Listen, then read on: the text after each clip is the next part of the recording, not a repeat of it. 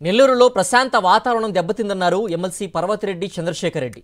Nellore narcotics నగరంగా మారిపోయిందన్నారు. నెల్లూరులో law and order విఫలమైందని, నేరస్తులు జైలు నుంచి రాజ్యమేలుతున్నారని ఆరోపించారు. నేరాల హబ్గా, క్రైమ్ సిటీగా నెల్లూరు మారిందన్నారు. డ్రగ్స్ మాఫియా ఆగడాలు ఎక్కువైపోయాయని ఎమ్మెల్సీ చంద్రశేఖర్ రెడ్డి మండిపడ్డారు. నెల్లూరులో నిజాయితీ, నమ్మకం ఇవి లేవు. నెల్లూరు అంటే నార్కోటెక్స్కి నిలయంగా ఈరోజు మారిపోయింది. నెల్లూరు అంటే నార్కోటెక్స్ హబ్గా మారిపోయింది. నెల్లూరు అంటే నేరాల మయంగా మారిపోయింది. ఇటువంటి పరిస్థితిని ఈరోజు మనం చూస్తామని ఈరోజు కూడా కళ్ళ కూడా అనుకోలే. ఈరోజు నెల్లూరులో ఉన్నటువంటి పరిస్థితి, డ్రగ్స్ కానీ, రౌడీయిజం కానీ, జైళ్ళలో నుంచే క్రిమినల్స్ అంతా కూడా ఇక్కడ నేరాలని ఆర్గనైజ్ చేస్తున్నటువంటి ఈ డేంజరస్ ఎకో సిస్టమ్ని ఈరోజు మనం నెల్లూరు నగరంలో గమనిస్తూ వస్తూ ఉన్నాం. ఇది అందరూ అనుకుంటారేమో ఒక సాధారణమైనటువంటి లా అండ్ ఆర్డర్ ప్రాబ్లం ఈరోజు నెల్లూరులో ఉందని. ఈరోజు దీన్ని కేవలం ఒక లా అండ్ ఆర్డర్ ప్రాబ్లంగా మనం చూడలేం.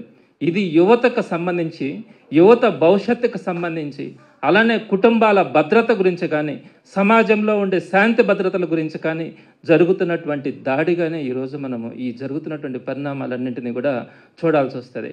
ఈరోజు అన్ఎంప్లాయ్మెంట్ కానీ, పేదరికం కానీ, మీ చేతగాని ప్రభుత్వం వల్ల ఈరోజు ఎక్కడ కూడా మనీ రొటేషన్ లేక, వ్యాపారాలు లేక, ఎక్కడ కూడా ఉద్యోగాలు కూడా లేక, సరైనటువంటి కూలీ నాలీ లేక, ఈరోజు ఎక్కడ కూడా కన్స్ట్రక్షన్ కూడా సరిగ్గా లేనటువంటి పరిస్థితుల్లో, రియల్ ఎస్టేట్ పడిపోయినటువంటి పరిస్థితుల్లో అనేక మంది వీటన్నిటికీ కూడా రోడ్డును పడి వాళ్ళకి దైనందిక జీవితం కూడా గడవక ఈ డ్రగ్స్కి కానీ, లేకుంటే వాళ్ళు ఇచ్చేటువంటి చీప్ లిక్కర్లకు కానీ అలవాటు పడిపోయి ఆ డబ్బుల కోసం, ఆ 300 రూపాయల కోసం పీకల కోసైనా సరే ఆ 300 రూపాయలు సంపాదించుకొని తీసుకెళ్ళి డ్రగ్స్ తాగే పరిస్థితిని ఈరోజు మనం నెల్లూరులో చూస్తూ ఉన్నాం. ఎప్పుడైతే ఈ గంజాయి ప్లస్ చీప్ లిక్కర్ కనుక తోడవుతుందో వాళ్ళలో క్రైమ్నెస్ పెరుగుతుంది, క్రిమినల్ నేచర్ పెరిగిపోతూ ఉంది.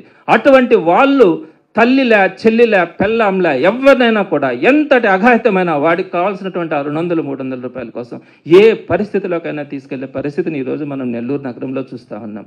ఈ కాంబినేషన్ ఏదైతే గంజాయి తీసుకొని వెంటనే చీప్ లిక్కర్ తీసుకుంటాడో అటువంటి వాళ్ళని ఎవ్వరు కూడా కంట్రోల్ చేసేటువంటి పరిస్థితిలో ఈరోజు మనం రోడ్డు మీద పోతా ఉంటే ఎవరన్నా రోడ్డు మీద ఏదైనా ఉంటే కూడా అడిగే పరిస్థితి కూడా కనిపించట్లా. వాడు ఏ పరిస్థితిలో ఉంటాడో, వాడు ఎలా రియాక్ట్ అవుతాడో, వాడు ఏ అఘాయిత్యం చేస్తాడని చెప్పి ఈరోజు సామాన్యుడు కూడా ఆలోచించేటువంటి పరిస్థితి మనం నెల్లూరు నగరంలో చూస్తూ ఉన్నాం.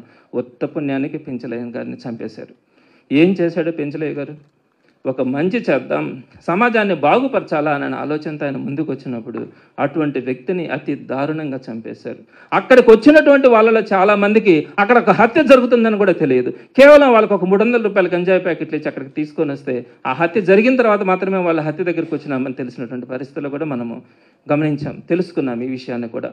ఇట్లాంటి ప్రవృత్తి, ఇట్లాంటి పరిస్థితులు ఈరోజు మనం నెల్లూరు నగర నియోజకవర్గంలో కానీ, నెల్లూరు నగరంలో కానీ మనం గమనిస్తూ వస్తూ ఉన్నాం.